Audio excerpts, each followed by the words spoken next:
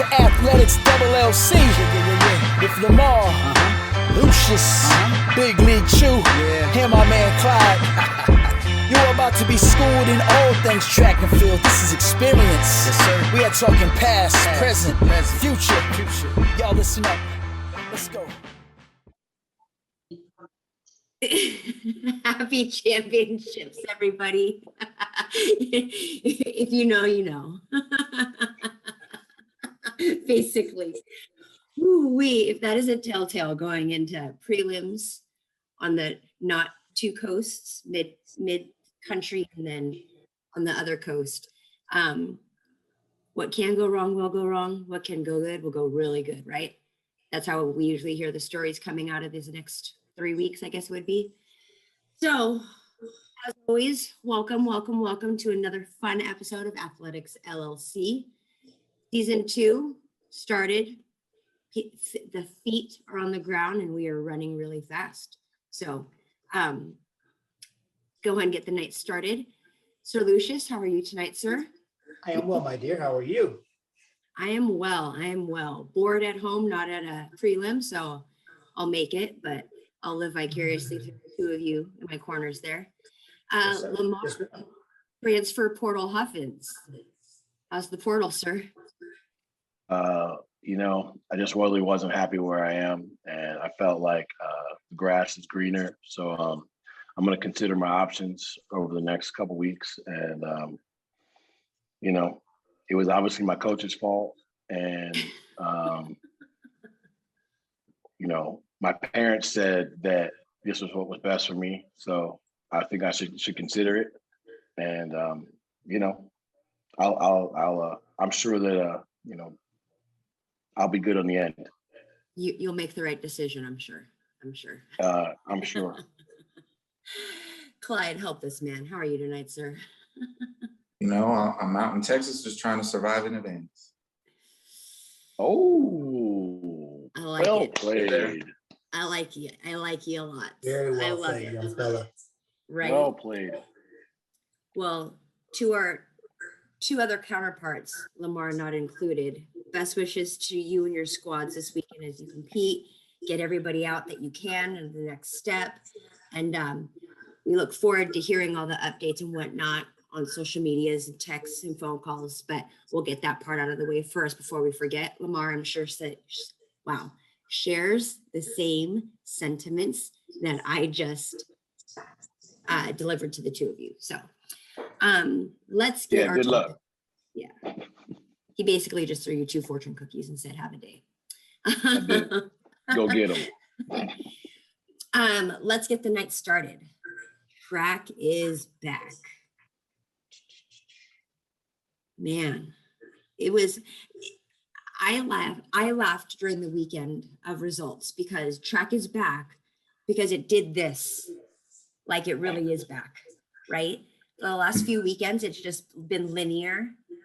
And then this past weekend, it seemed as if we were on the roller coaster finally. So what stood out to you all?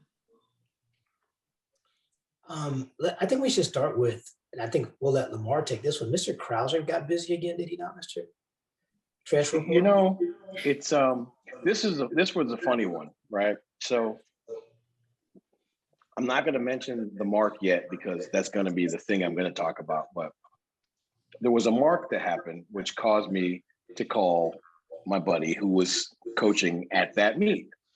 And he's like, yeah, this is the first testosterone fest of the year, and he tells me who's in the men's shot. And I was like, well, we know how that goes. It's either going to be ridiculous or it's going to be too much sauce and everybody's going to kind of fizzle. I was like, but Krauser's floor is 2250. He's like, yeah, I agree. I was like, okay, you have one job. Text me each round where everybody is. He's like, I got you. Crickets. Complete and utter radio silence.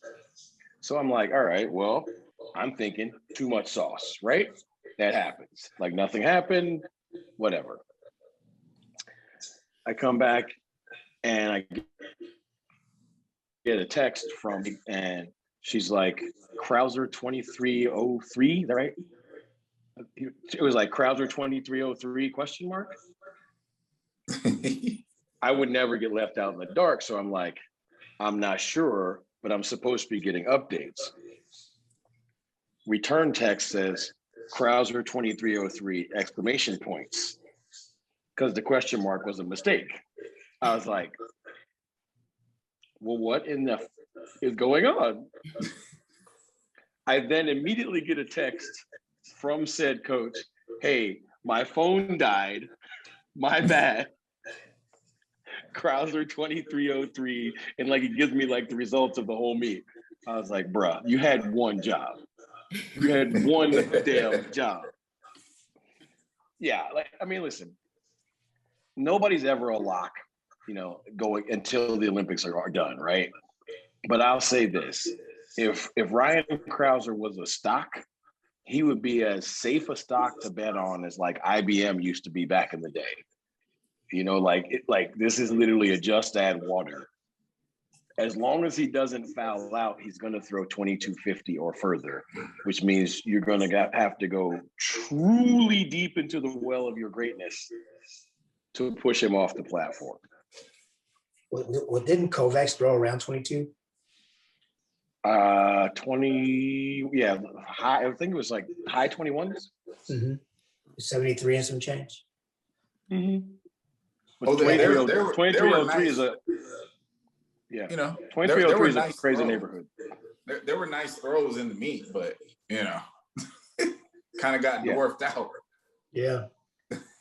Krauser is like, he makes you feel bad about yourself. Like, I mean, I please thought forgive me. I know Big League will save me on this one. There was a high school athlete that ran 2 flat in the women's 800 this week.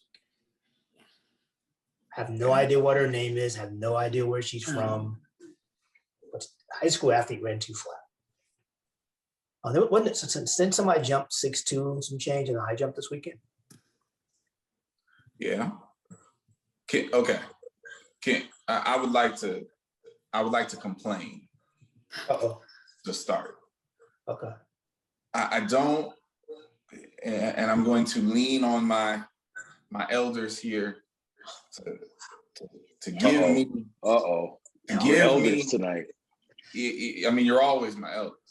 I'm trying to get the counsel of the wise men to talk me off my ledge here. As diehard fans of the sports, we're all excited that, you know, the races are back on. We're getting some major lineups, head-to-head battles. We can't control the weather, right? Can't control the weather. And sometimes, you know, when you have a Diamond League meet, you know, in Great Britain, you're gonna have bad weather. And that's okay. That's all in the game.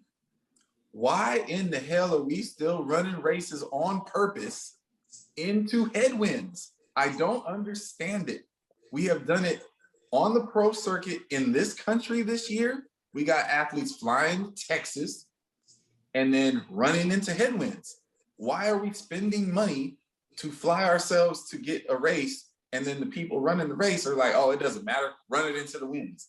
It absolutely matters. The Diamond League was run into headwinds of negative 3.1, negative 4.2. Why? Why are we doing this? Can y'all tell me why this is happening? I mean, I can tell you the answer, but the answer is going to even more infuriate you, right? Like, the answer is the finish line is where they sold the tickets that cost the most. Okay, but it's COVID and there wasn't nobody there. Like I said, the answer is going to infuriate you because that's the only answer you're ever because it's a poor answer. That's why it infuriates. It's a terrible answer, but look, here's the thing. In a regular year where they're selling tickets, it's still a stupid answer. Yeah, but I mean, damn, like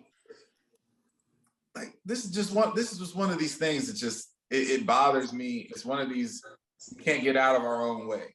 So the meet in Great Britain, the Diamond League meet, it was a great meet. Like, it really, really was. And, you know, the weather was awful. And I'm talking about the Gateshead meet in case anybody is lost. But the weather wasn't horrible. The weather was standard. Well, yeah, Britain. For Gateshead, the weather was standard. It's what you get every year. Okay, and so obviously the headlining race that most people were waiting to see was the showdown between Sha'Carri Richardson, Shelly Ann Fraser-Price, Elaine Thompson, and some girl from Great Britain who kind of just went ignored in the buildup of the meet. And of course, one of the Jamaicans pull out, and then it's the showdown between Shelly Ann and Sha'Carri Richardson and the other girls in the race. But of course, Dina Asher Smith lined up in the rain, in the hurricane winds in the face, and lit the whole field up. Now the time looks like it sucks. It looks like it sucks. 11:35. But I got news for you people. That's a brilliant race. 11:35 into a 3.1 is ridiculously fast. Wind in 50-degree weather and wet is a fantastic race. And, I know we have a lot of fans that come to this show from a lot of different angles. And I know a lot of people's rooting interests are usually, start with the flag that you care the most about. I'm just a fan of the sport. And I've been telling people, I'm an American. I want to see the Americans walk out with the gold medal. Right now, Sha'Carri is our #1 option, in theory, to go out there and win a medal for the Americans in the women's 100 meters. But none of the women at that level are concerned with or scared of Sha'Carri. And that race was a classic example of that. Dina is a dog. She's been a dog. And she put a hurting on that whole field. And I thought the race was brilliant. Well, I'm going to tell you this as the seasoned veteran on the show. I like that. I like stuff. Put no stock whatsoever in that nonsense. Right. None. First of all, the person that's going to be the most affected by the win is the lightest person in the race, which happens to be Sha'Carri. Okay. If you watch the race, I would say Sha'Carri might have been at 80-something% effort. That was the worst technical race I've seen her run since she was in high school. There was nothing good about that for Sha'Carri. But for those of you younger folks who want to now anoint Dina as the new queen. No one said that. I didn't say, hold on a second. Why are we being so defensive? I didn't call your name, did I? Oh, okay. Make sure. I said younger folks. Well, on this panel, that would be me. But there's some younger folks out there in the world that now want to make Dina's the favorite. Well, make her the favorite. Touche. Make her the favorite. But put no stock in that nonsense whatsoever. None. Because all of us know that gold medal is going through Shelly Ann Fraser-Price. You're going to have to beat her to win that. Oh, that was the most interesting thing to fact. me. That was the most interesting thing to me. When the race was over, everybody was throwing dirt on Shelly's name like she don't have any medal or something. Like it was crazy. Well, I don't want to poo-poo that race. It was, I think it was the Sir Lucious put it best. Like it's much ado about nothing in the end. Like it was great entertainment. Some money grab. Right? Like, yeah, and honestly, there's more money. It's like boxing. There's always more money in the rematch, right? There's more money in Sha'Carri losing that race than there is in her winning it. Because if she loses it, then she continues to blast like she's been blasting. Like then there's like a legitimate, there's a real life storyline we get if they make it to the Olympic final of like these same 3 women and blah blah blah. We'll go back to this Gateshead race and talk about it. Blah blah blah blah blah. At the end of the day, like at the end of the day, Shelly Ann is going to get out on everybody in the final, and then we'll see what happens. Let's go back to May, whatever in Gateshead, and this is where she beat Sha'Carri and Shelly Ann, yada yada yada. So, okay. I want to give a shout out to somebody that I think is flying under the radar. That I shouldn't say no one's paying attention because I do believe that my man Clyde has an eye on this one. But in the women's hurdles, the consistency of Miss Cindy Stepper. I mean, right. See, if you want to find a rising stock, grab a hold of that one. Yes. That young lady every weekend lines up and she's getting a little bit better every time out. She's my friends is a problem. And what and nobody's again, paying attention to about that is this is her first time racing all of these people, and she ain't scared not at all. Not scared at all. And again, to that point, you look at if you didn't watch the race, you should. It was fantastic. But we ran it into a negative 3.9 win. So the time is 13:28. Like, coach, no, that is an amazing race. It is. Like, that is a great job by Miss Simber. And so I have a question. If the women's 100 from Gateshead is much ado about nothing, then is Kenny Banderek dropping 2033 into a negative 3.0 headwind and destroying Aaron Brown and Andre DeGrasse the same nothing? I think it's a bigger nothing in my opinion. Okay. Absolutely. But all right. But again, I've been talking about Kenny Bednarik every week. It's like he's a problem. Yeah, because the math works for him. See, it's for me, it's not that Kenny's much to do about nothing, it's the people he beat. You know, like anybody that thinks that Andre DeGrasse is anywhere near his peak, like I don't think is Canada having the trials? Or are they just picking the team? Right? Well, that's a iffy question any year. Right. So exactly. So Andre is going to Tokyo. We know that. So where Andre is in his training is not where everybody else is. So him beating Andre right now means nothing.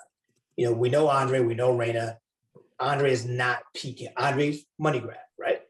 Aaron Brown happens to be Andre's countryman. So like they don't care, you know. But so let's make a bigger deal out of the fact that Mr. Banderek is developing and mastering a very nice race model. That's what he did. Because his turn right now is fantastic. Absolutely fantastic. And he's starting to finish better. I've said this before. Yeah, I've said this before. Like, he's not Bolt, right? But the math works the same way. Right? Like, if he gets through the turn that way,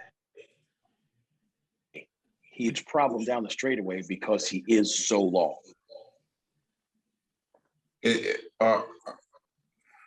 It's obviously too early to anoint it that way, but is he, of the 200-meter threats, are we ready to say he is by far the best from 0 to 120? Like, is everybody going to be chasing Kenny no matter what? I don't know if everybody's going to be chasing, but I do know this, that like he's a problem. You know what I'm saying? Like, he's not like, he has put himself in a position where if he does his best, there aren't very many people who can beat him. I would agree with that. Yeah, I'm with that. I want to stick my nose in here, and my athlete of the week is, I'm going to butcher this young lady's name, but I'm going to try. She's a discus thrower at Arizona State. She's from the Netherlands. Her name is Jorinda van Klinken, and I'm sure, because it's Dutch, that it's definitely not how you say it. But that's the best I got. So she shows up at Arizona State at the semester, has no fall with her coach because of the Trump rules, right? So she finally gets into school. She's literally learning. The national record for the Netherlands is 63 and some change. So on Wednesday, like in Arizona, they do two meets. I think it's Wednesday and Saturday are the two meets. So on Wednesday, she throws 65, like 80 something. And my phone is blowing up. Like, what in the, holy, all of this, right? And I'm still reeling from that. And I'm talking to her coach and like, yo, what's going on? Yada, yada, yada. He's like, I know, like, this is going really good, blah, blah, blah. So then the Tucson Elite, I think that's what it's called, the meet happens. And I get this text message. It says, "Your boy's girl just effing through 7022." That's the whole text. There was no pre-context. There was no post-text. That's it. So I called said coach and I was like, "Effing 7022?" 5 minutes of laughter on the phone. Like, my wife's looking at me like, "What are you doing?" Because I said that, and then there was like silence from her perspective for like 5 minutes because there's nothing but laughter on the other end. Long story short is this young lady she destroyed the collegiate record by 3 meters, but she's not going to get credit for the collegiate record. And don't get me started about this nonsense, because the Tucson Elite meet was not on their schedule officially as a collegiate meet. She did not throw in an Arizona State uniform, so she will not get credit for the collegiate record, even though it is 3 meters further than the collegiate record. But she wasn't representing her school, so it can't be a collegiate record. But you know what? We're not going to go into that because that's going to derail Yes, it's the rules. It's definitely not the rules. We do the rules the way we want to do the rules. So because we allow people to set. I mean, okay. Here's a question. So yes, you can set a collegiate record on running unattached. You can set a collegiate record wearing your USA uniform at the Olympics or the World Championships. If you have collegiate eligibility, you go back and you run. Nope. Collegiate records cannot be set after the NCAA championship, sir. Yeah, Okay. I'm gonna have to roll with the OG Gator on that. So I believe he is correct about that. All right, so here's what I'll say. You are correct about the timing of the school year, right? So tell me this. If the young lady competed in her last meet for her school, and she's now competing in the first round or regional, whichever one you want to call it, for her school, and the meet happens between, did she somehow vapor lock into another world and no longer become an Arizona State student? She wasn't representing Arizona State at the meet. It's paperwork. They didn't do the paperwork to put the meet on their schedule. Okay, so you have angst with people because your people didn't do their job. Well, it's not my people.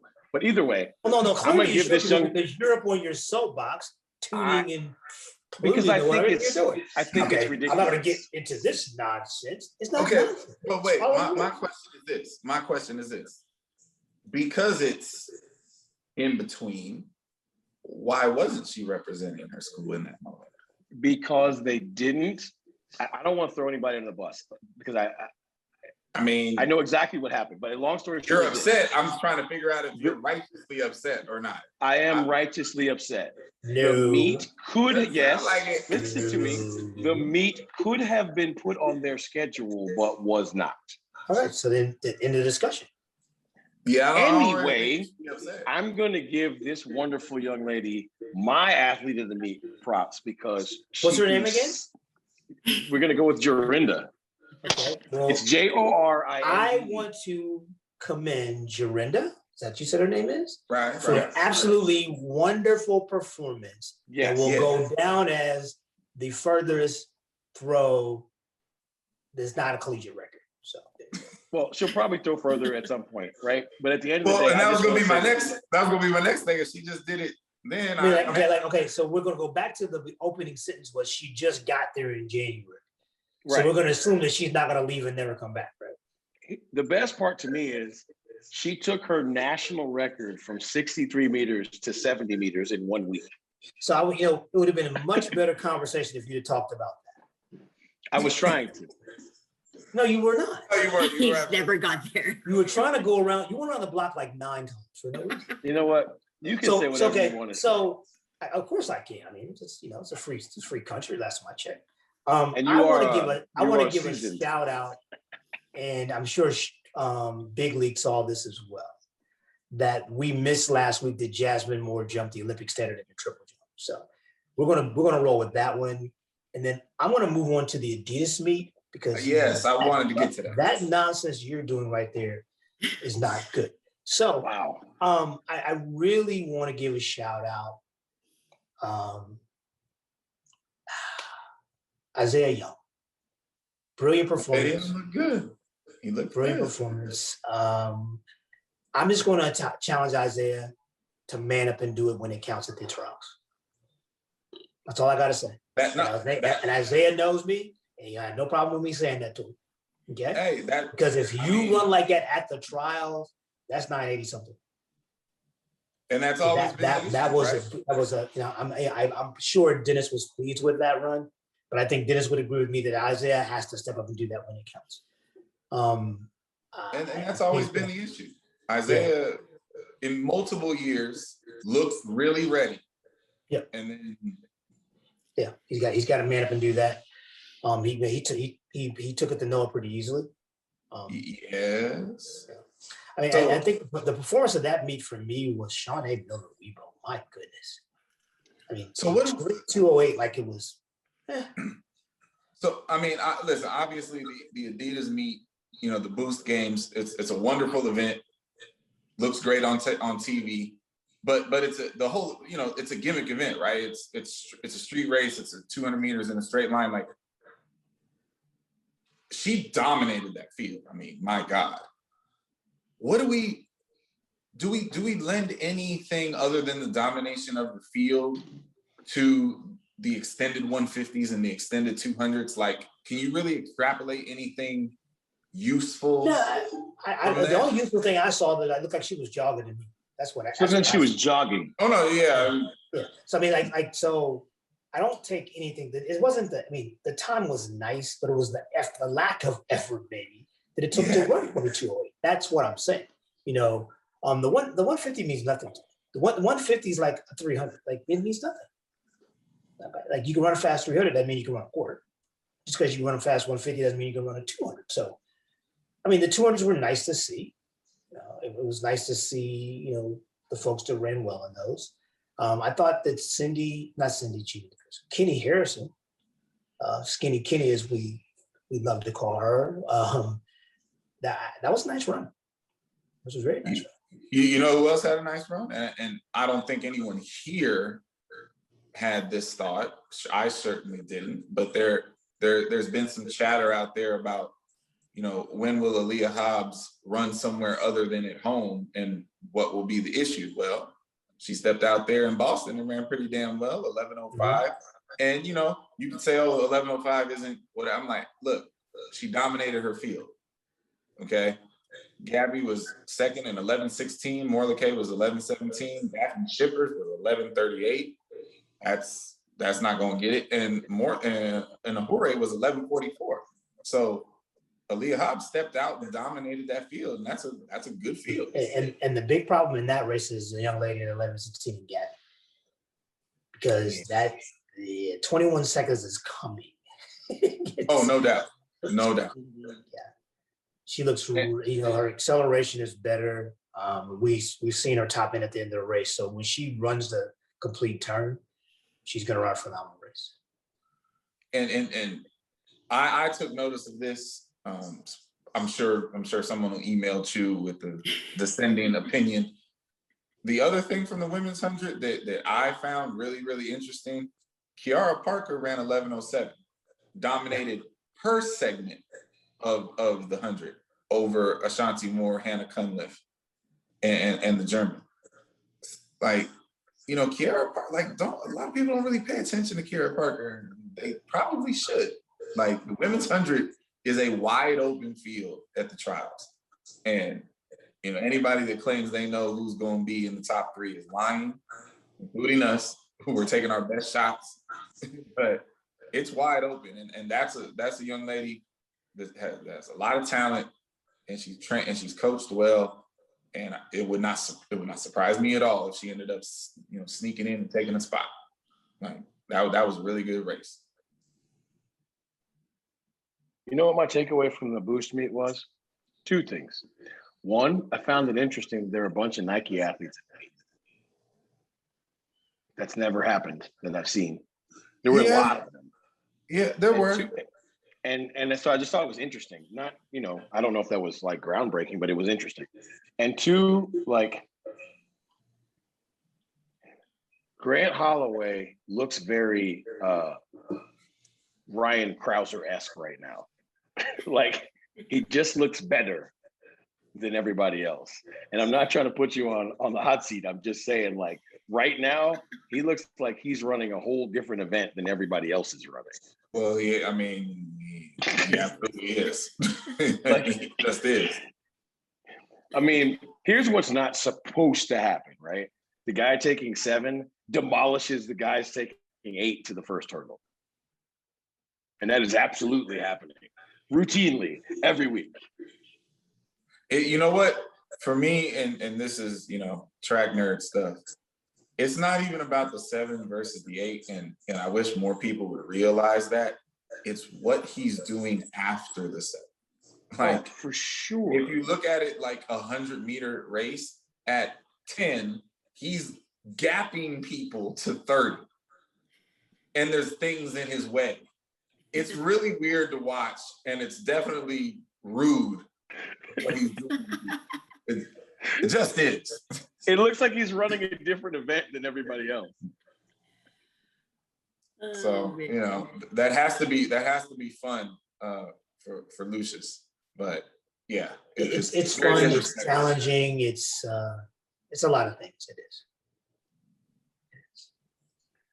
Somebody has to get a picture of Flamingo and Krauser next to each other like bosom buddies, just to commiserate like what was just said.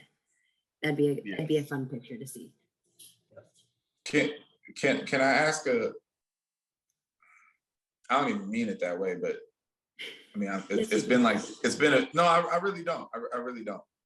Like I've seen a few races now, and I don't really know what to make of it. So I'm legitimately asking, like, is Aries doing his Kobe tour? Like, he's just, moving around and showing up and, getting his roses on the way out? Because yeah, it looks that way. It looks that way. I hope that it's not that. I hope that he's just been training heavy and he's going to show up at the trials in 3 or 4 weeks and be a different guy. Because Aries has always been one of the most irritating characters in track and field, and I really don't want to see him go out with a 13.8, 14 flat. I don't want to see that. And you know what? See, I'm glad I threw that out there because I couldn't figure out where I was trying to. That's it. I don't want to see Aries Merritt at the trials running 14.0. I don't want to see that. No. And so, I hope all is well, and I hope he's rounding into, some kind of form where he can compete like that. We all want to see that. Our sport is brutal, and very few people get to age gracefully. That is very true. That is very true. We need to mention that there's pretty good meet about, is it tomorrow? I guess it would be Thursday in Doha. Oh yeah, the Doha lineup is, as my man Clyde would say, it's dope. It is. It's dope, baby. I mean, we're usually reviewing, what has come, but we get into that. The Doha. I think that Mikey and Fred are going to hook up in the 400. Finally. Yeah. Like, it's about damn time. Hey, look, I'll be honest with you. I don't even know what the other events are going on. I saw that one. I stopped looking. I'm like, that's a reason to watch right there. Right? You know what? Let's pick a winner. Nope. Well, I got Fred. I mean, that's a good pause right now. I think we should do that. I got Fred in that race. That race only. Slow down. Just that race. Honestly, that's the only thing we're talking about here. So why? I'm just making sure. Look, you know how people are. Well, Lamar said. Transfer portal says. Absolutely. Former Olympian coach said. Former Olympian coach. That was a good one. I see what you did there too. Mm-hmm. I see what you did there.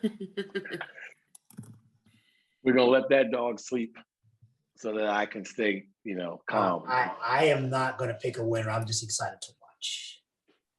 Boo. Yep, I'll take the boos. Give them all for you. Boo. Who you got, Clyde? Man,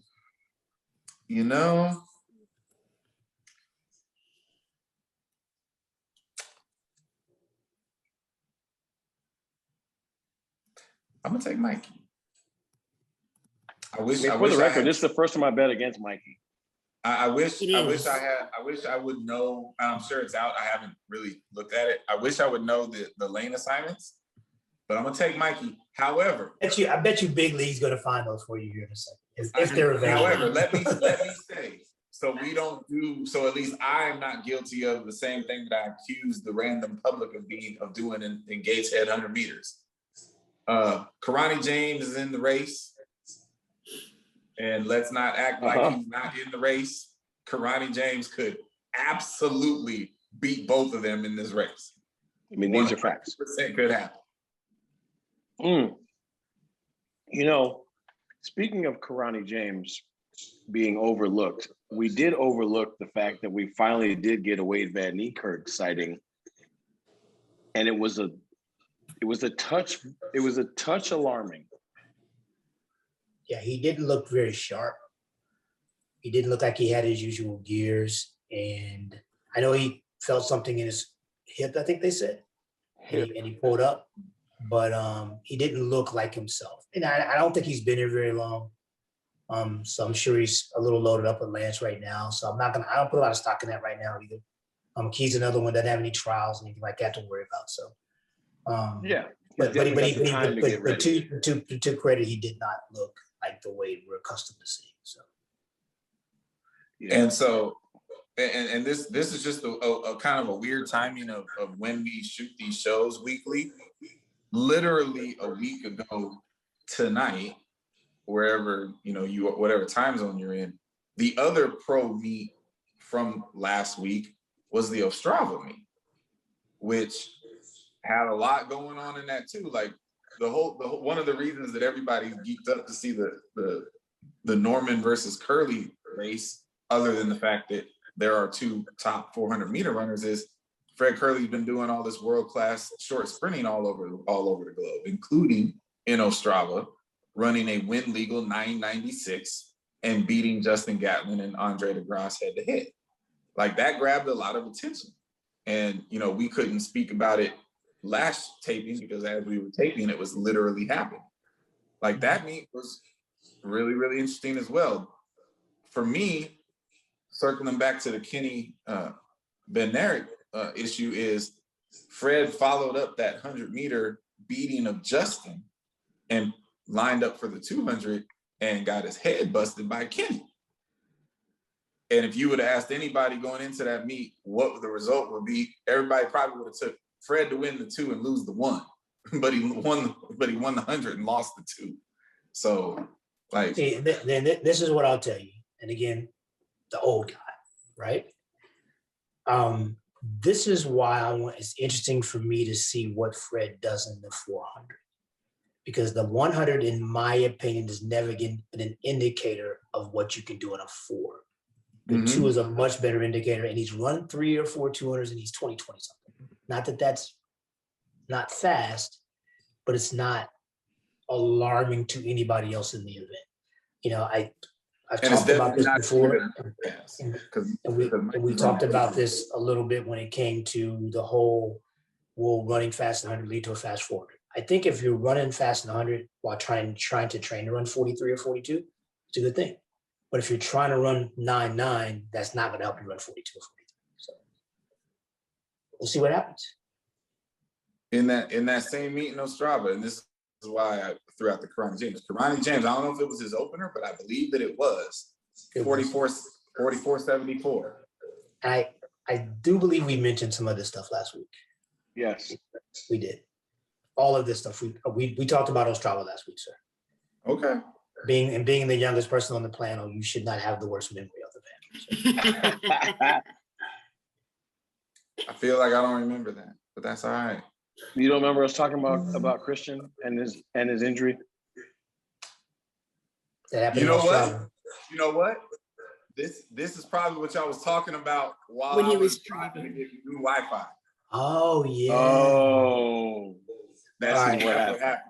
Because no, I definitely don't remember that. My apologies. So that's what also tells me you didn't watch last week's show. Shame on you. Oh, bang bang, bang bang, bang bang. I've been prepping for regionals and helping with books. Yeah, hey, so am I. But I I was watch driving. I was driving. You could just walk around with it in your ears or something. Hey, listen, Johnny Depp doesn't watch himself in the movies he does. I rarely watch myself on LLC. I know what happens. I was here. You know what I mean? Big League, what's the next topic? Hey, Got man. it. So I'll say this. I have what they're calling the meet program for Doha, and it's the entry list. There doesn't seem to be a rhyme or a reason to it. But the way it's listed, Curly is in 4, Norman's in 5. The way it's listed. I don't know. Ooh, I like that. Yeah, I that's don't know if it's rhyme or reason, but it says it's the meet program, and we know what that means in the US. I don't know if that means that's correct. Yeah, no, That's correct. It's a new program. That's it. That's it. Yeah, that's. So I mean, I take it as it that's is. That's very interesting, actually. Yes. And then I'll save my other corrections and notes for my reality moment at the end. But moving forward and giving a little bit of a thought to where the two corners are sitting, the opposite corners are sitting right now. In regards to the time proximity of NCAA championships and the US trials taking place, do we think that we're going to have a lesser representation of the collegians? Is that going to be affected at all? What are your thoughts on that? I'll jump in there first. I think every time the NCAA meet is close to the trials, there's a lot of collegians on the team. I don't mean this in a negative way. It requires less specified skill set, right? A single peak that you drag out another week is easier to do, and takes less experience if the trials are 6 weeks after NCAA's, or 4 weeks or 8 weeks they've been as far as. And so I'll just, look, history is always the greatest predictor of the future. So I'm going to say that there's probably going to be a fair number of collegians that make this U.S. Olympic team almost solely because the meets are like back-to-back weekends, basically. Depending on your event, they absolutely are. Yeah. So my answer is no, no, no, and no. Typically, there are 25 to 30 collegians that make the Olympic or World Championship team, no matter where the meet is held in proximity to the NCAA championships. And as transfer portal so eloquently pointed out, you're not worried about the whole peaking deal, right? So I think that those people that are alarmed in some way, don't be. The collegians will be just fine. It's just going to be a matter of them showing up and doing what they've been doing all year long. And then we've made great note of the fact that this has been one of the greatest collegiate seasons ever to this point. And I imagine when we get to this point a week from now, we're talking about the NCAA prelims, will be even some more phenomenal stuff, right? So I don't expect there to be any less of a collegiate presence on the Olympic team. I wouldn't be surprised if there were more than 30 people on the team this year. Wouldn't surprise me at all. Now, there's certain events, obviously, just going to be tough, but there's a lot of events where it's just wide open. And I expect that the collegians are going to show up and do what they've been doing all year, stick their nose in there and get it done. So I was loosely aware of that Lucious just threw out there about the timing of when it is versus the trials usually doesn't change the number up or down too much. And I don't have any, true logic behind this, which is weird for me. It's more of a feeling. I just feel that there's going to be less collegiates than normal that make the team this year.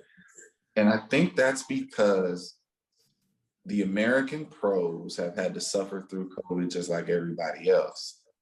But unlike everybody else, they've had, on one hand, way less opportunities than they normally would have to compete because they've been locked out of the collegiate system, basically. But this current, upswing in opportunities in this country with the ATL series, with the USATF series, like the pros aren't doing the plane hopping that they normally would have to do in mass, back and forth all over the place. And I don't know. I feel like the coaches on the pro scene, the camps, I think it's more so this year than any other year. It's like, we didn't suffer through all this to let these kids take our money. Like, I just feel that right now. And I think there's going to be less on the teams. And as I think of the team, the groups, the events that the collegiates usually crash the party on when they do, I'm just like, there's too many quality pros that are really hungry right now. I don't know which ones are going to come through, but I'm going to say this to you in a very serious note. This is going to be the second L you take this year. All right. Second one. Because the collegians are going to, because okay, if you had to take the collegians as a whole versus the pros as a whole right now, I'm taking the collegians. Oh, I agree with that. Absolutely. And while I understand your theory and thought about, I'm not gonna let these people take my money, it's not a fight. It's not an alley fight. It's a race. Well, and the collegians have always represented, and they will continue to represent, because this is the best crop of collegians we've had in a long time. But let me be clear. I'm not suggesting that the collegians are going to be like locked out or anything. Like, I didn't say that. I just thought the numbers going to be lower. But here's what I'll tell you. There's only 2 events that I'm not putting any money on at all of collegiate making the team. The women's hurdles, either one of them. I'm not putting any money on either one of those collegiate making the team. Well, wait a minute. Now that's interesting. We can do that one right now. That's interesting because actually, I think a collegiate. I think Marshall is going to crash that party. I do. I do not. L number 3. I think she's going to crash that party. But I hear you. I think she's going to crash that party. I might be totally crazy. I might be. That doesn't surprise anybody. So. But, again, like, don't get me wrong. See, you have every right to believe that she can make the team, because I think she could make the team. So let me stop being silly. She could make the team. I'm just not putting any money on it because she could very easily not make the team as well. Oh, sure. It's still the coldest fight we have. I mean, right. Yeah, no doubt. So, seriously, I don't know 100 or 200 which event Terrence Laird is even going to attempt to do. Maybe attempts to do both. I think Terrence Laird's going to make the team.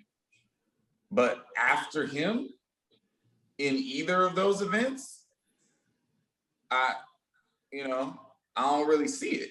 So if that's 6 spots and it's 1 collegiate, I guess what I'm saying is the thing you have to remember is it's 25 to 30 across both teams. So you're talking about 12 to 15 across both teams. All right, that'll happen.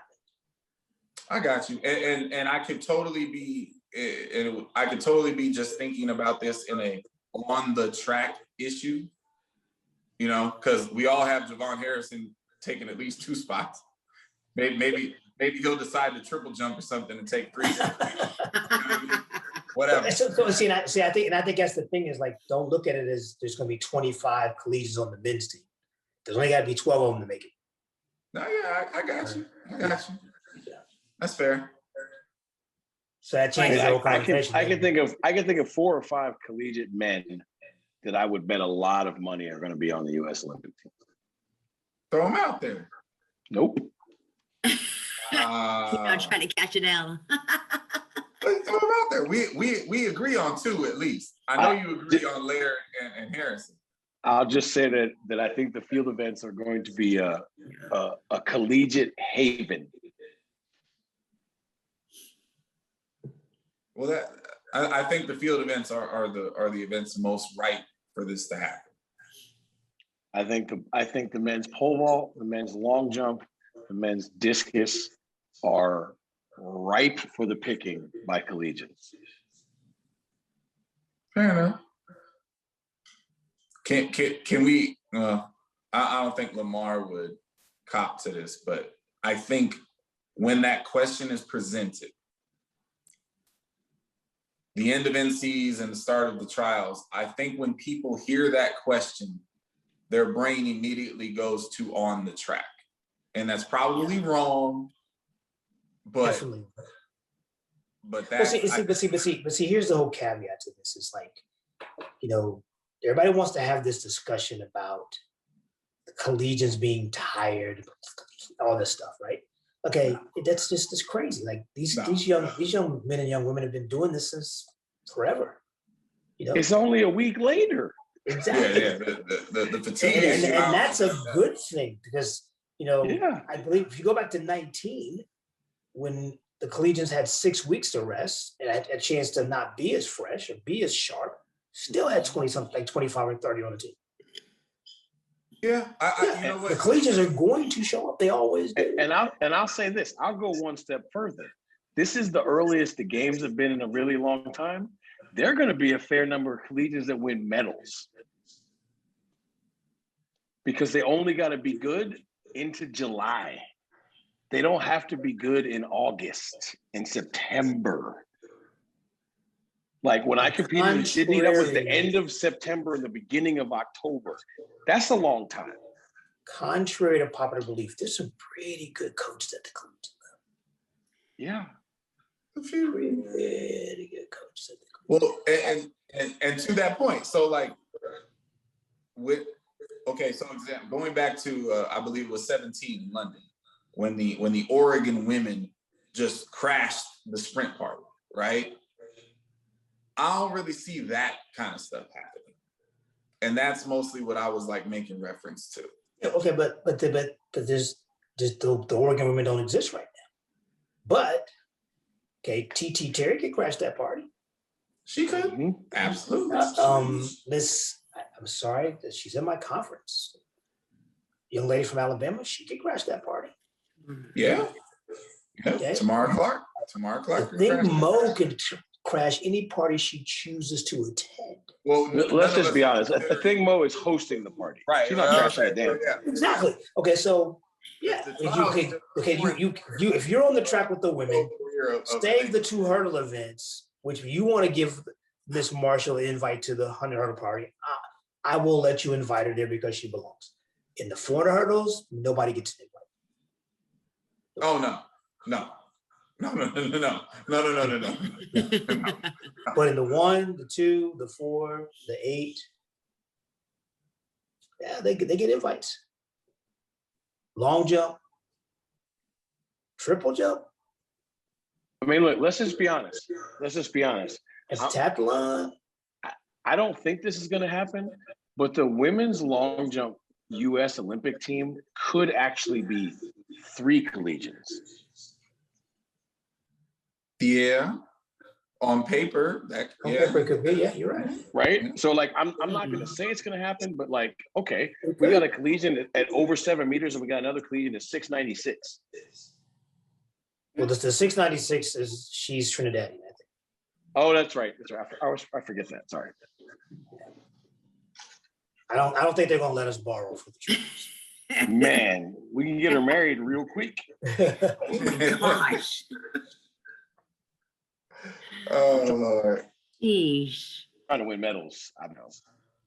Yeah, But I think my own personal belief is that the trials being this proximal to the NCAA meet, and beyond that, the games being this proximal to the NCAA meet, plays hugely in the favor of the collegians and the Americans.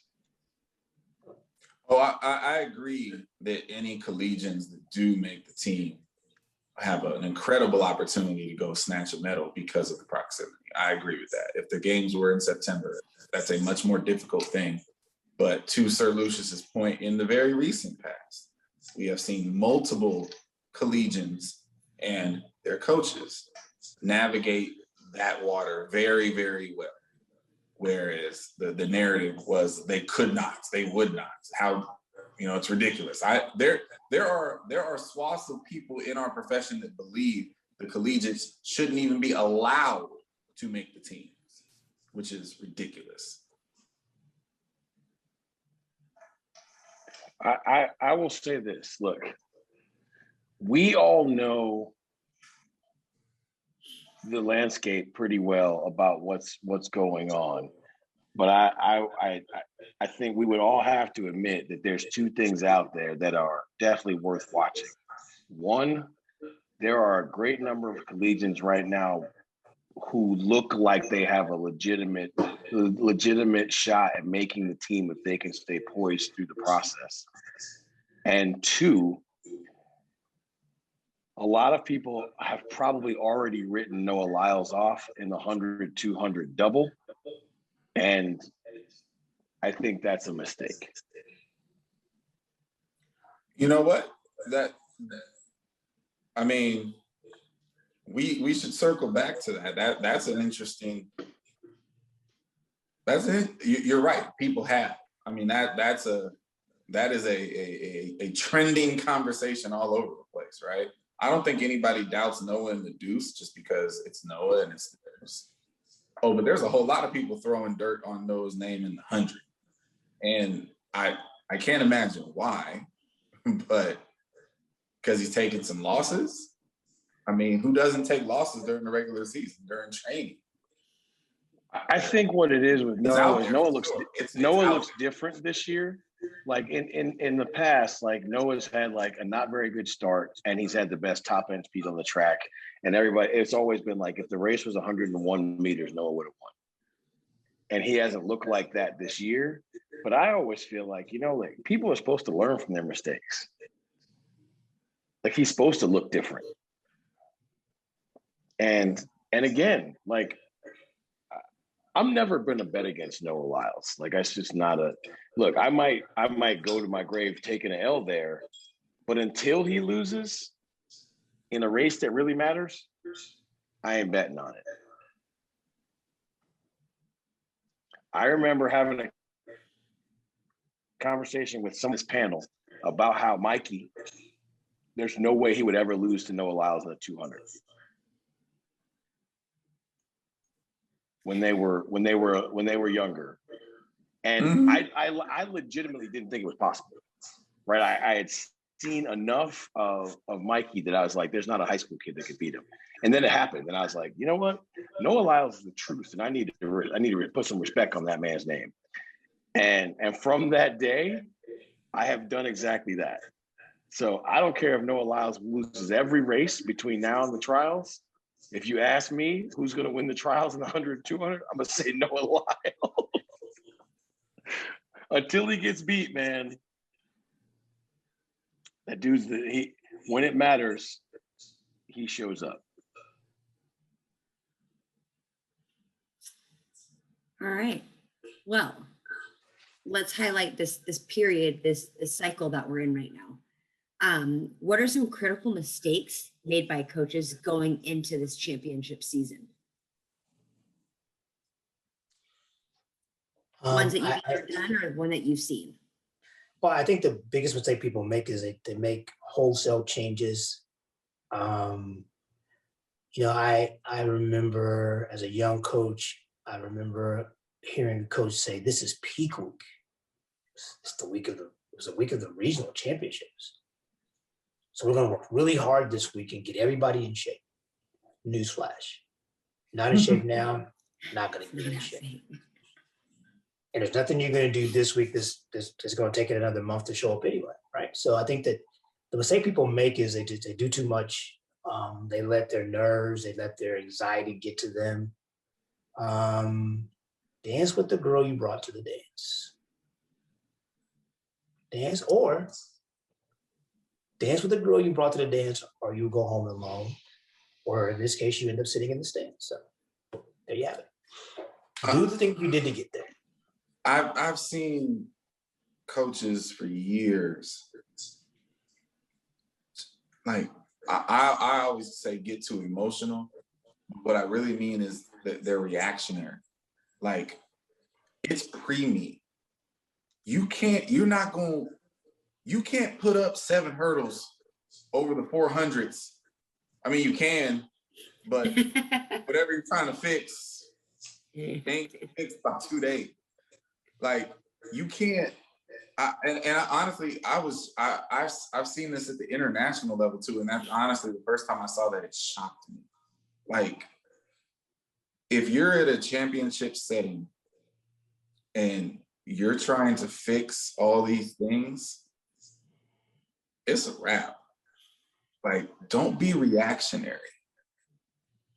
Like, you're supposed to do the prep work before you get off the plane.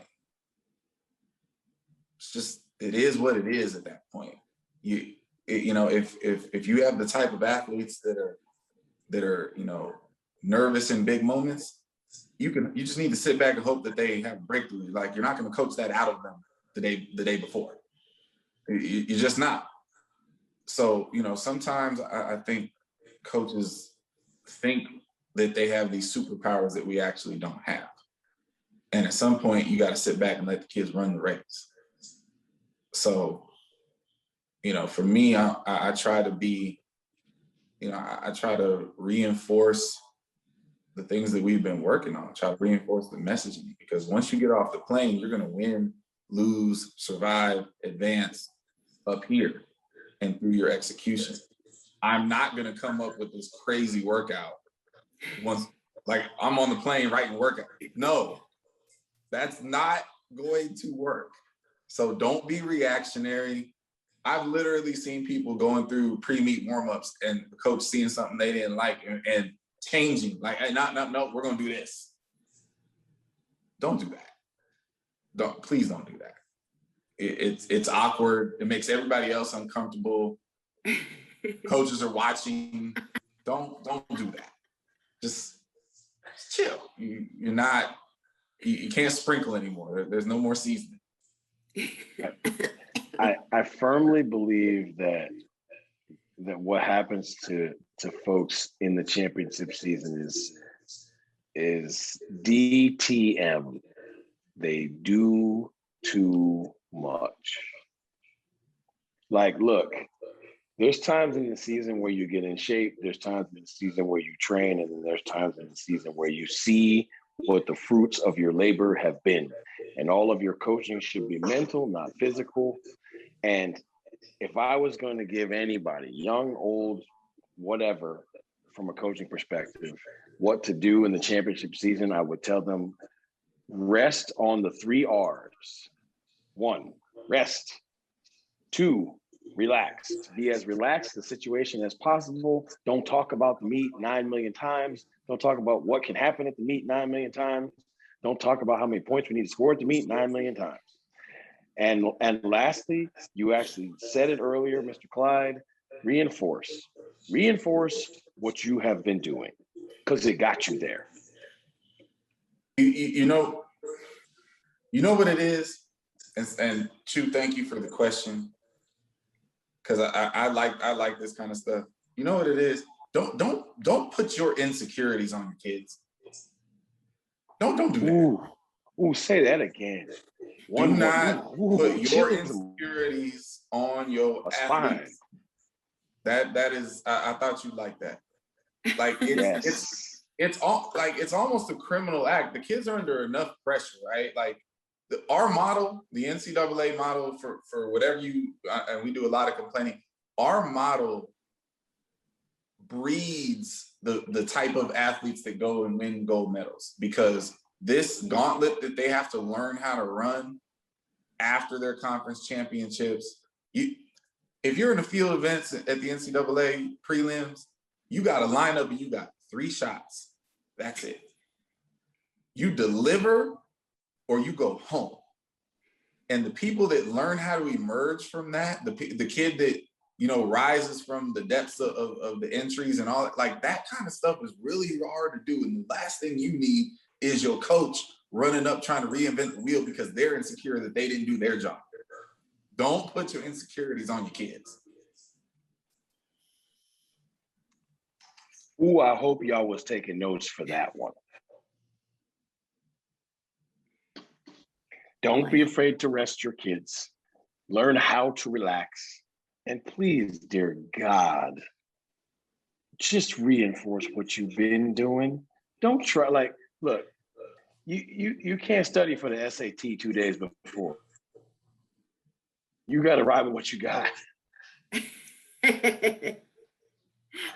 Rest So many is best. Rest is best. I like it. I like it. Well, somehow we got all through the questions and we didn't get too hyphy this week. We'll save that for next week. Oh, I think hyphy's coming next week. Oh, it will.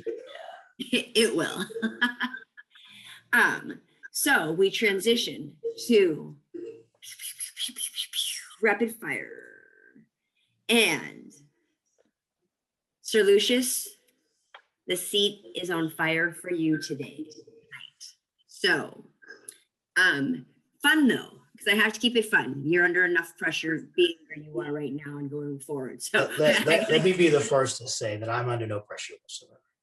I'm simply doing my job. So very true. No one on this planet can put more pressure on me than I put on myself, and I don't put any pressure on myself. So well, there you go. See, look at that. Cool, calm, and collected. I like it. One of these little bow tie fixes, and we're off. Right? I'm sure Clyde's got me for a bow tie, right, Clyde? Gotcha. Yeah. All right. Well, here we go. What has to be in your suitcase going into prelims?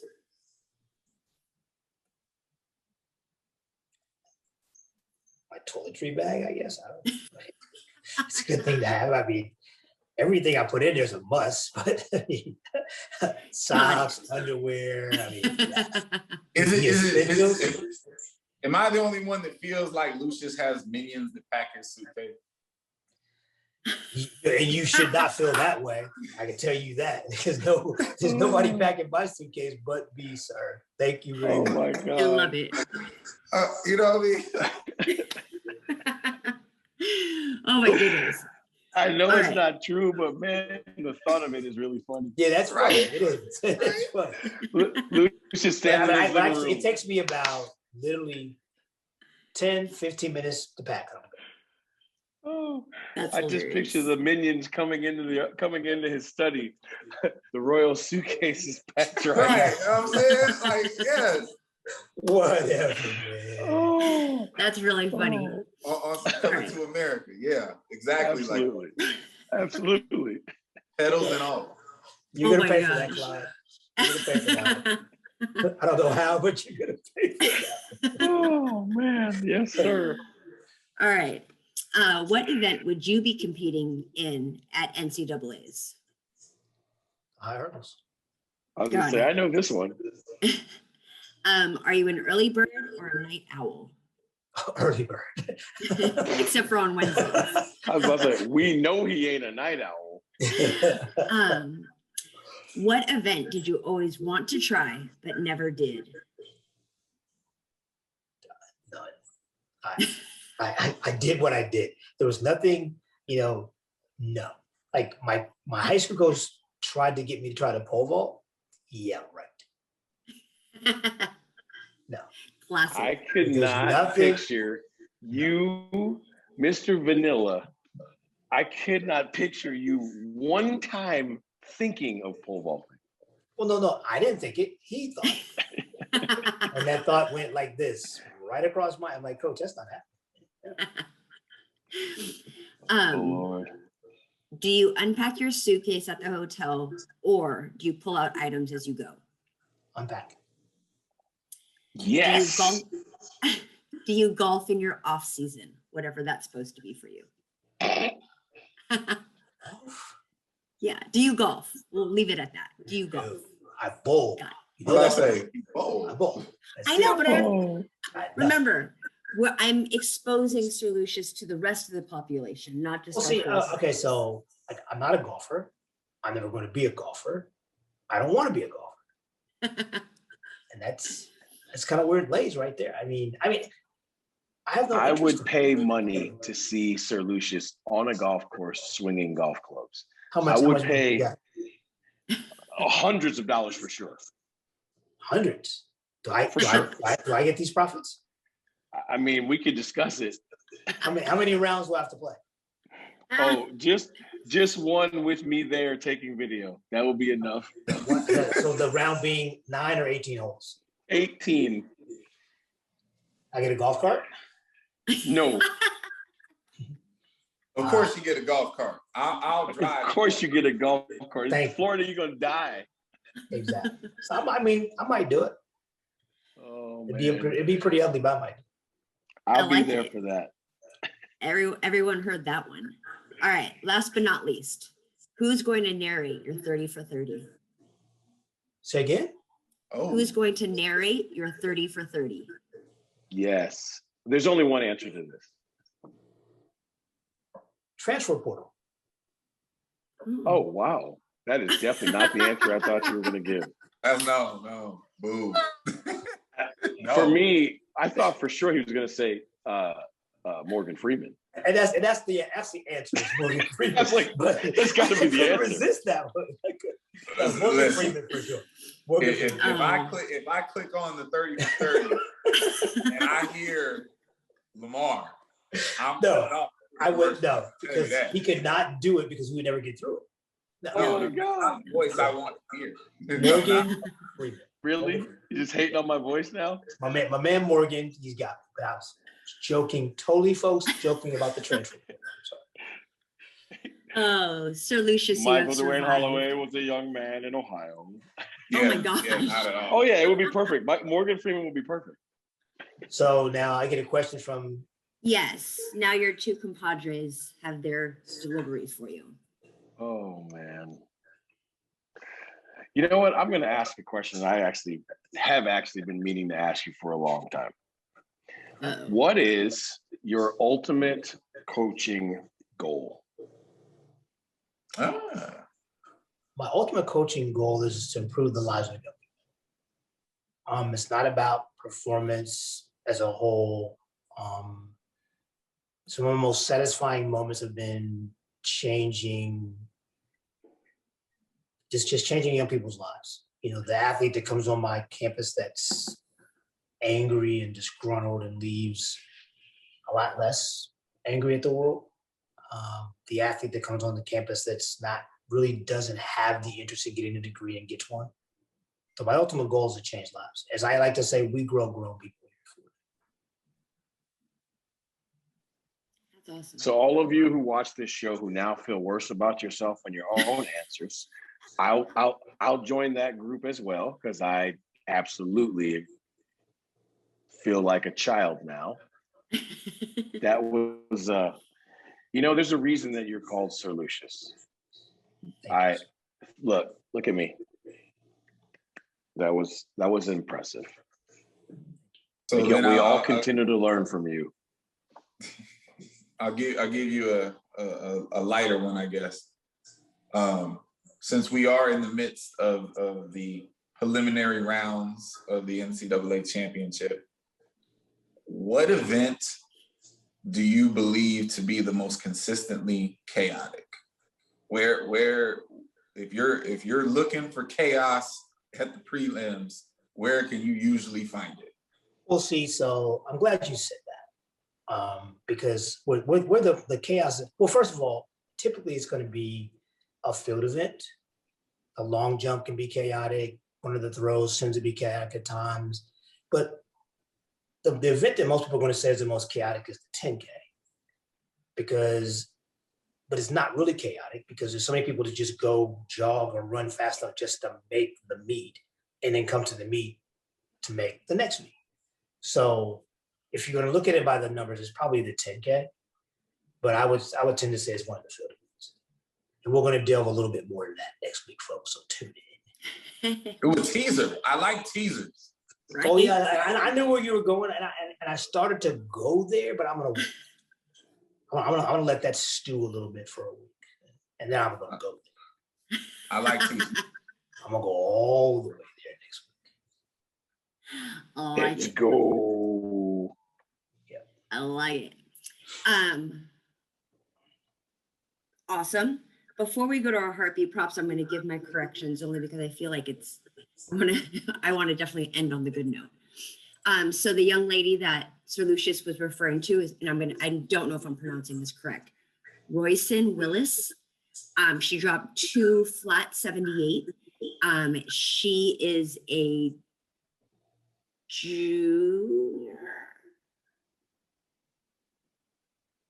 Now, Chu, if you're giving corrections, you better be sure about your I know, dang it. And she's a high schooler. Yeah, she's a high schooler. So her Okay, that way- mom, Okay. her mom is an Olympian. I don't know if you knew that. She did not. was a distance runner for Ireland, but Royson is going to be running for the US. She is separating herself from that so she doesn't get looped into that parental pressure.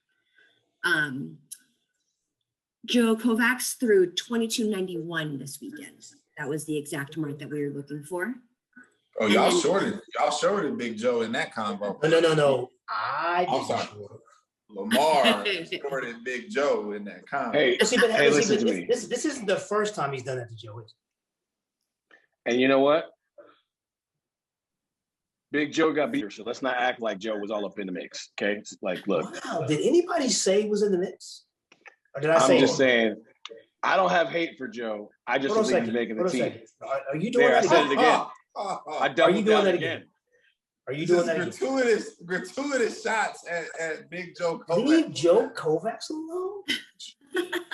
What has Joe done to you, sir? The reigning world champion. I actually like Joe Kovacs. Just shots for no reason. For no reason whatsoever. Not shots. The shot put is crazy. The man threw 22.91, and you said he threw 21.50. He threw 22.01, sir. No, he did not. That's the issue. There's a whole meter that you shorted him there. 22.91 on his last attempt. 22. Oh, no, I lied. Okay. I lied. That's me. That's me. Wasn't gonna say nothing. They were citing a Doha competition and I was reading the wrong part. My fault. Damn it, you. All right, no more I know. corrections. No more correction on that 20 one. reality. I know. Shoot. Heartbeat props. Dang it. Oh, Last one. oh, Canada. now we want to rush off because the Huffster is right. Well, no, No. We're that's getting why I'm in you the out transfer of that portal. part of the segment to I save know. her. That's why I'm in the transfer But the portal. last one is Canada is having trials.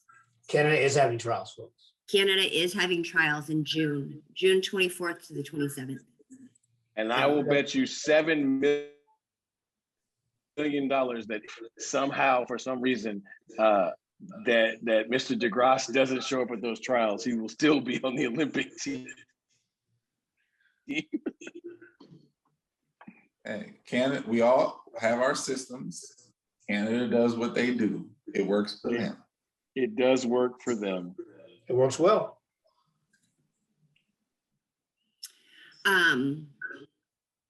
Now I'm searching for Joe's mark and I need to just give it up. No. I'm wearing it. Take that L. I am. L taken by all of us. Yes. So my It bad. was still My bad. there were still gratuitous shots thrown at Joe Kovacs. I know. Let's be clear. He slid in. He ain't making the team. He slid that in again for no reason. I didn't slide it in. I doubled down on what I said the first time. And so we are hearing you, EcoJock and Sir Hal, we do hear you. The gentlemen are going to surprise Big League on being on rapid fire. So it's not that we haven't heard you. They're priming the perfect seat for me. The big league on the hot seat is not something we plan. So it's something we plan, but big league doesn't know when it's happening. So, yeah. I always get bamboozled. But as always, let's go ahead and give our heartbeat props to those who deserve them. Is there anybody wanting to jump out of their seat to go first? I'll go. Especially with the new format that we have with regionals right now, there's more downtime, at least in my experience, and I want my heartbeat props go out to to our throws crew, men and women. They're just a really great group of kids, man. They really are. And they work their asses off, and they're extremely well coached. And because I had some extra downtime, I got to sit around with them last night and experience them kind of doing what they do. And those kids are hilarious, man. Like they have really good chemistry, and that's a standard and a culture that's been built here over several years by Mo Satara. And I call them the MVP crew because on our team that's exactly what they are right now. And they're a great group of kids, man. We opened up today, and our new kid Ivar came in from Sweden in mid-year, multiple PRs in the hammer, and ended up the first man out. And that is the cutthroat nature of this gauntlet. But great kid, and in a moment like that, like we have a big group here. Their energy is just awesome. I hope that they continue to pursue and have some big throws coming out this week and continue to, infect their energy amongst the rest of everybody on our roster, because they are an infectious group. I love those guys. I don't coach them, but it's a lot of fun to be around them. So MVP crew, Cal Throws, Coach Mo, I love y'all. I want to give my heartbeat props to all the athletes competing over the next 4 days at the NCAA East and West prelims for their internal fortitude, for their drive, their passion, their desire to get here to this point, and for all of those who qualify and all of those who come close and all those who don't come as close as they'd like.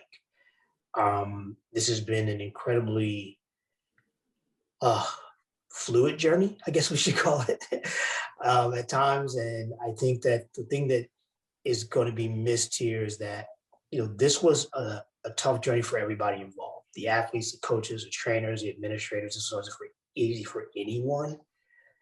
And I want to close this by saying this to all of those people out there who want to get on their bandwagons and talk about the 48 and who made it outside of 32. Happens every year. So stop pumping your chest like you reinvented the wheel because you got the 48 reinstated. I'm happy for everybody that makes it to the meet, but I also want to say this too. If you got something to say to a man, pick up the phone and call him. Don't be shouting out people on social media. Shots fired at the subtweet. If you're scared, get a dog. I like it.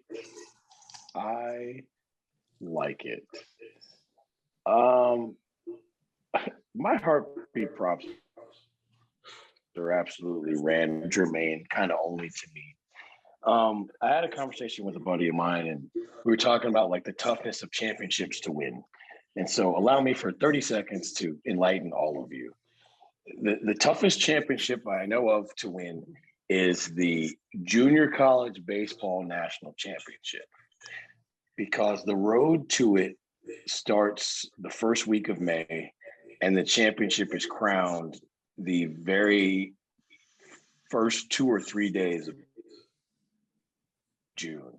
In that month, your baseball team can't lose 2 games in a 5 or 6 day span at any point in time. And the culmination is where we're at now, where 10 teams make it to the national championship. It's a 7-day event with 10 teams, and it's double elimination. So there's a lot of games played. Your roster is limited to the number of pitchers you can take, and basically it's meant bloodbath to see who survives.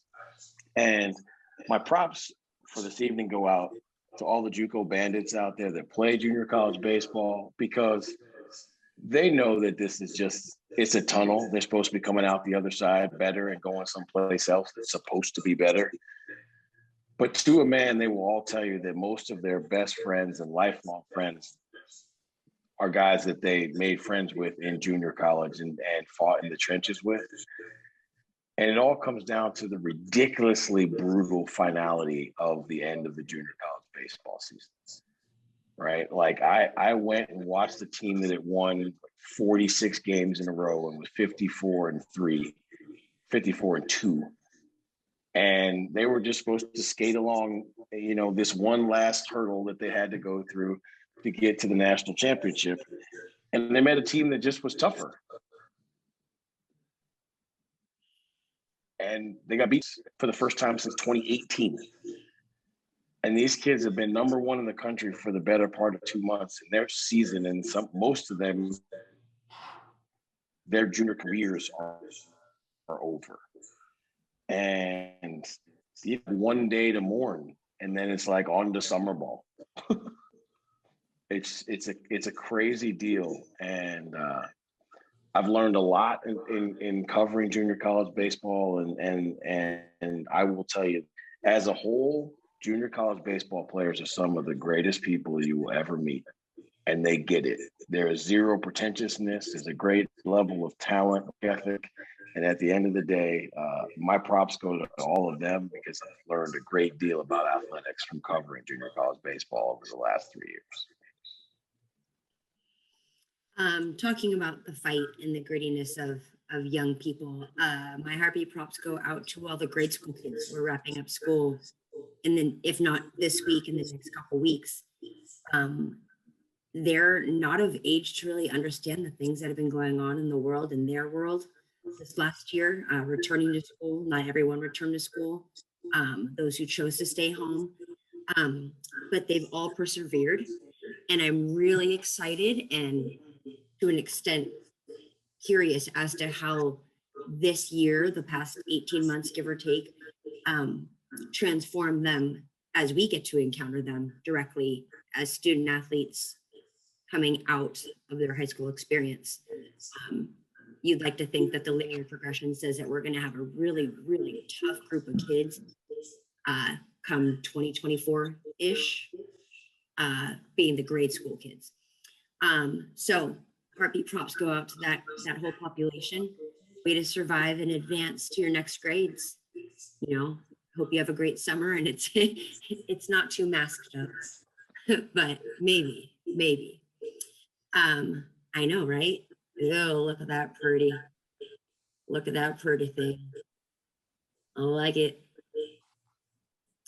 Well, as always, gentlemen, it's been a great time. It's always informational, always revealing of your true personalities, other than the facades, sometimes facades that get painted of you because of who people think you are. But Sir Lucious, Clyde, throw far, jump high, jump far, run fast over the next two days, I guess, or I guess one more day after this comes out. But June 1st, you'll get to hold your own copy if you on Amazon. Sell her out. But other than that, everyone have a great weekend. Travel safe back home after you see this. And we will see each other in the next week or so. Thanks, everyone. When the lights come on, the road just get to running. When the lights come on, opponents smash the plumbing. Heard you like it warm, hot knife the butter. Truth pin 'em hard, knock 'em off that rebuttal. Tsunami, tidal wave to your puddle. Tough love, punch you in the arms, little brothers. Athletics, LLC, there's no others. Track and field's place and we'll peel to go further. Hey, Wally, Coyote, it's road runners. Feels like you know us, you've been with us the whole summer. If not for this quarantine, these four corners wouldn't be here, but we here, so start learning. You gotta earn your stripes, gotta get your scars. Show you how to fight, but show us who you are. You lack experience, but still you wanna talk. And who is actually talking to you? Circle's kinda small. Heads prevail when the backbone's strong. Gotta keep it coming, no, it won't last long. Pass and failed and sell the sad song. And if you don't check yourself, then that's wrong. Just trying to give you the real that you asked for. So why you keep cutting us off to ask more? We put it in slow-mo, but you fast forward. Athletics, LLC, the task force.